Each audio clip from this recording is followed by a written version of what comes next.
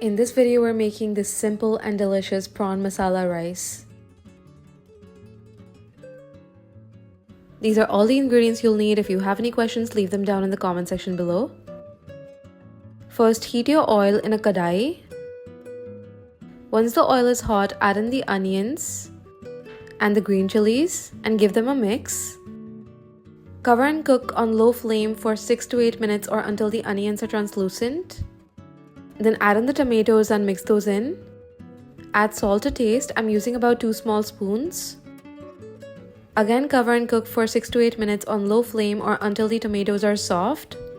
Then add in the ginger garlic paste and mix it in and cook for about 1 to 2 more minutes. Then add in the prawns and mix those in. Cover and cook the prawns on low flame for about 6 minutes or until they are cooked. Once the prawns have cooked, add in the Kashmiri chili powder and the coriander if you're using it, and then mix those in. The coriander is just for freshness, but you can skip it. And then finally add in the cooked rice and mix it in. Make sure to mix really well so that the entire rice is coated with the masala. And then switch off the flame and serve this hot. This is such a simple and easy recipe, but it's so wholesome. I really hope you try this out, and I'll see you soon with a new video. Bye!